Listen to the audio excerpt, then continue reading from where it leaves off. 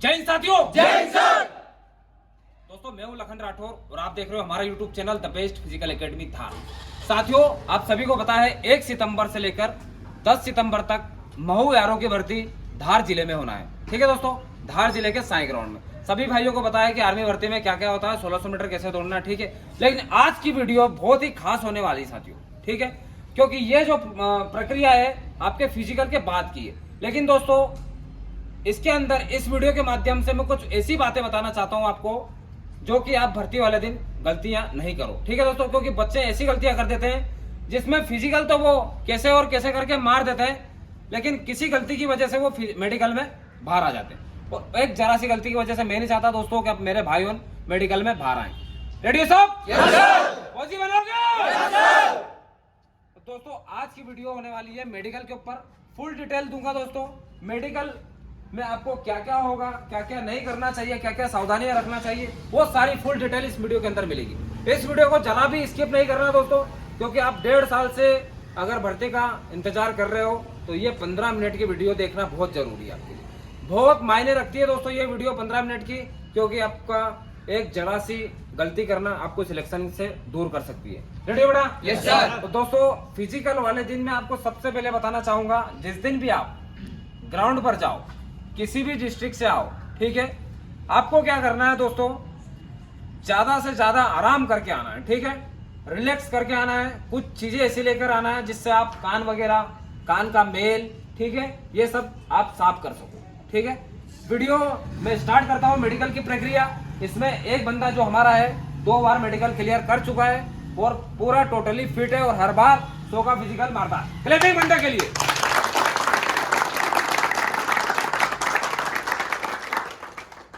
सबसे पहले सिर से स्टार्ट करते हैं।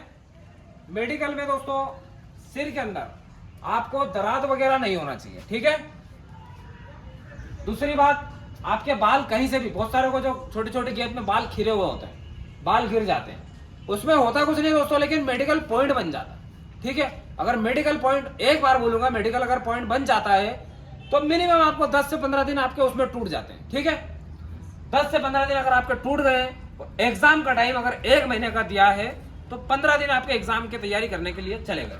आ गई समझ में? दिमाग आपका बिल्कुल भी काम नहीं करेगा। जब तक आपका मेडिकल क्लियर नहीं होगा तब तक आप अच्छे से पढ़ नहीं पाओगे। ठीक है, दिमाग में यही चलेगा कि मेडिकल क्लियर हो तो मैं पढ़ाई स्टार्ट करूं। हर पॉइंट पे एक ही बात क्लियर होगी, इसलिए सिर्फ एक बात आपको ध्यान में रखना। ठीक है बेटा? सही बोल रहा हूँ, गलत बोल रहा हूँ? क्योंकि दिसंबर में अग्निवीरों की ज्वाइनिंग है तो ज्यादा से ज्यादा समय आपको 1 महीना ही मिलेगा एग्जाम के लिए। बाल अगर आपके खिर जाते हैं तो आपको मेडिकल पॉइंट बन सकता है। अगर किसी भी भाई के बाल अगर खिर रहे हैं तो बिल्कुल इस तरीके की कटिंग करा ले, या हो सके गंजा हो जाए। ये बचने का तरीका बता रहा हूँ। ठीक है, ये बिल्कुल क्लियर बात कर रहा हूं मैं, बिल्कुल भी कोई छुपाने वाली बात नहीं है। आपका सिर का जो पूरा इस तरीके से होना चाहिए, फेस सीधा। किसी भी भाई का अगर टेढ़ा सिर जो होता है, थोड़ा बहुत मुंह जो टेढ़ा होता है, ठीक है, वो भाई बिल्कुल परमानेंटली अनफिट होता है।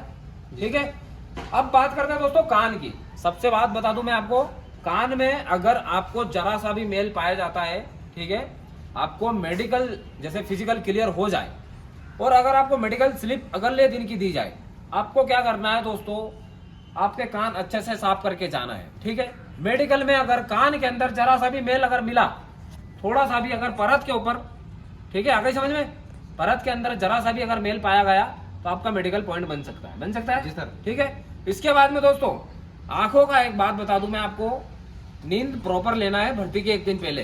ठीक है, ज्यादा आंखें अगर आपकी लाल होती है या अगर किसी कारणवश या मच्छर अगर कान आंख में पड़ गया उस भर्ती के दिन या अगले दिन अगर आप मेडिकल में जाते हो और आप सो नहीं रहे हो अच्छे से, ठीक है, अगर आपकी आंख लाल है, अगर कोई मिस्टेक नहीं है, बताते हैं ऐसा, बताते हैं तुम, आंख लाल वाले को मेडिकल पॉइंट बन सकता है। दूसरी बात, किसी बंदे को जो वो व्हाइट जम जाता है ना यहाँ पर मेडिकल के दिन, अगर यहाँ पे अगर हल्का सा भी आपको व्हाइट जमा और ये कुछ ऐसा मिला, जो अपने जब नींद से उठते हैं या जब ऐसा बहुत सारे को ऐसा रहता है कि सुबह सुबह उसको आते रहते हैं, मुंह धोने के बाद भी वो आ जाता है व्हाइट, उसमें भी आपका मेडिकल पॉइंट बन सकता है। रेडी? ठीक है, अगर समझ में। दूसरी बात, आपका नाक का जो ये है वो बिल्कुल सही होना चाहिए। ठीक है, अब बारी आती है दोस्तों दांत की।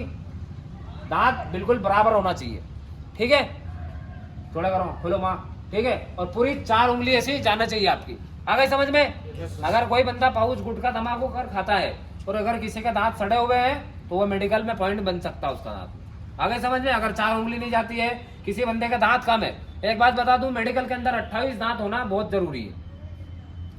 कम से कम 28 दांत पूरी 32 के अंदर होना जरूरी है। ठीक है, 28 से कम अगर हो तो आप मेडिकल से अनफिट हो। आ गई समझ में। ठीक है, मेडिकल बहुत बारीकी से होगा बेटा। यहाँ तो सिर्फ चड्डी में है, लेकिन वहां चड्डी भी नहीं मिलेगी, है ना। हमारे पास जैसे ये बंदा मेडिकल दे चुका है, और भी बंदे हैं जो मेडिकल क्लियर है। ठीक है, अब बारी आती है शोल्डर की, तो शोल्डर दोनों बराबर होना चाहिए। ठीक है, एल्बोज पूरे इस तरीके से होना चाहिए। ठीक है, अगर एल्बोज अगर आपका यहाँ से चिपकता है तो आप मेडिकल अनफिट हो। आपके हथेली के अंदर पसीना अगर आया भर्ती के दिन, अगर मेडिकल में अगर आपको पसीना आया, कुछ भी नहीं होगा दोस्तों, मेडिकल पॉइंट बना देगा और सामने लिखने वाला, आपको पता भी नहीं चलेगा मेडिकल पॉइंट बन गया। ठीक है, आपको उस समय नहीं बोलेगा, बाद में पता चलेगा आखिरी में कि आपके मेडिकल इतने पॉइंट बन गए। ठीक है, ध्यान रखना है ज्यादा से ज्यादा कि मेडिकल में बचने की कोशिश करो, है ना। सही बोल रहा हूँ जी सर, है ना। तो मेडिकल आपका इस तरीके से होगा कि अगर यहाँ पसीना पाया गया, और दूसरी बात, उंगली बिल्कुल सीधी होना चाहिए सारी।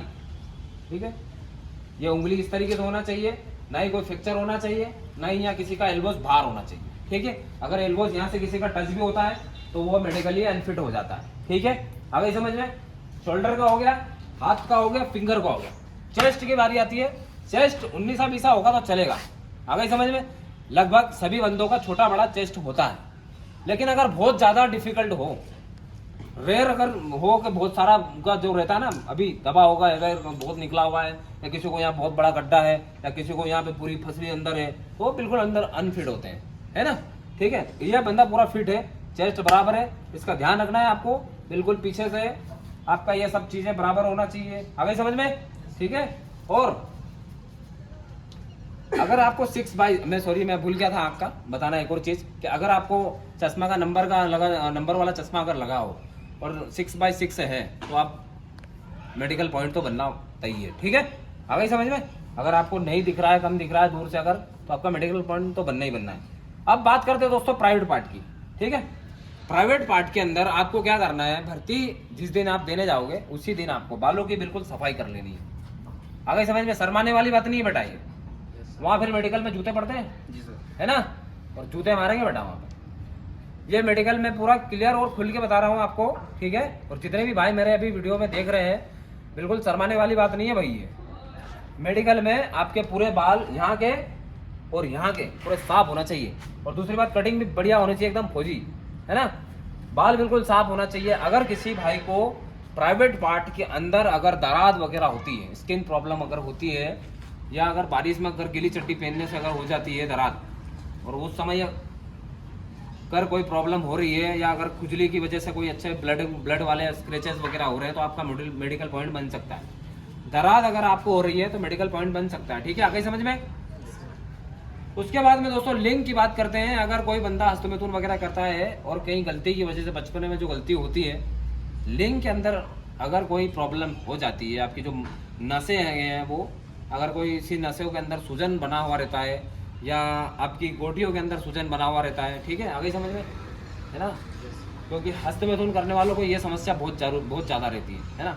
किसी बंदे को जो वीर्य का जो स्त्राव रहता है, जो भाव रहता है ना, थोड़ा सफ़ेद पानी जो निकलता रहता है, वो बहुत सारे बंदों को प्रॉब्लम रहती है कि वो बूंद बूंद निकलता रहता है, उसमें भी मेडिकल पॉइंट बनता है बेटा। आ गई समझ में, आ गई समझ में ना। क्योंकि बहुत सारे को जैसा वीर्य पतन जिसको बोलते हैं, उसको बंदे को पता नहीं रहता, भले उसके दिमाग में कुछ है या नहीं है गलत थिंकिंग, लेकिन वो क्या है कि किसी कारणवश, जैसे कोई बचपन में कोई गलतियाँ हो गई है, या ज़्यादा जवानी चढ़ जाती है, हस्तमैथुन करने की वजह से कुछ नसें जो लीकेज हो जाती है ना, वो चलती रहती फिर। आ गई समझ में। या फिर वो लिंग की जो अपनी नसें हैं उसके ऊपर सूजन आ जाता है। ठीक है।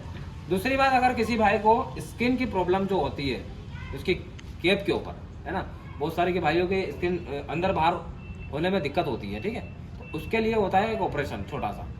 आ गई समझ में। स्ट्रेस ऐसा हुआ था, अगर किसी को अगर वो है तो उसका मेडिकल पॉइंट बनेगा, लेकिन उसके बाद में इलाज हो सकता है, ये टेम्परेरी है ना मित्र, ठीक है ना इनकी।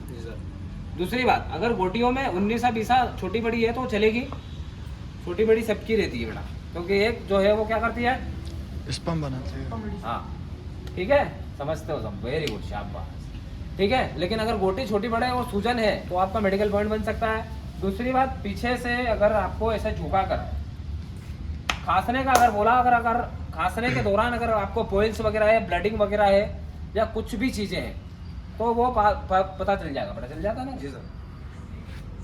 पॉइल्स वगैरह का तो इलाज परमानेंटली ऐसा नहीं है कि पॉइल्स हमेशा खत्म नहीं होती है, पॉइल्स का इलाज हो जाता है। ठीक है, पॉइल्स का इलाज हो जाता है, आपको इलाज करवाना पड़ेगा अगर मेडिकल पॉइंट बन जाता है तो। ठीक है, और दूसरी बात ये भैया कि दराज जो है वो बहुत एकदम अचानक खत्म नहीं होती है, बहुत मुश्किल से खत्म होती है। अगर किसी को भी है तो इसका इलाज कराएं। ठीक है, ये मेडिकल जो है आपका प्राइवेट पार्ट का था। ठीक है, इसके बाद में आपका जो नोकनी है इस तरीके से चेक करी जाती है, नोकनी बिल्कुल फिट बन रहा है। ठीक है, इसके बाद में दोस्तों आपको बता दूं, यहाँ जंप करने का बोलेंगे आपको। ठीक है, जंप करोगे बस रिलैक्स। तो यहाँ पर जो नस निकलती है, आ रही समझ में, यहाँ ऊपर निकली हुई नसें रहती, किसी को है तो नहीं है ना। अगर वो वेरिकोस वेन अगर किसी को है तो वो मेडिकल पॉइंट बन सकता है, और जहाँ तक मुझे पता है कि वो परमानेंट मेडिकल अनफिट रहता है ना बेटा। इसके बाद में आपकी फ्लैट फुट देखी जाती है, फ्लैट फुट में आपकी गेप है या नहीं, आ रही समझ में। फ्लैट फुट कैसा होता है, पीछे ऊपर वो, अगर आप पैर उठाओ, अब अगर आपके पैर में यहाँ पर गैप नहीं है और पूरा तला फ्लैट है एकदम पूरा सीधा, और सीधा हो जाओ। ठीक है, पूरा आपका अगर जो पैर पंजा है वो पूरा अगर सीधा है तो आप मेडिकल पॉइंट बन सकता है आपका।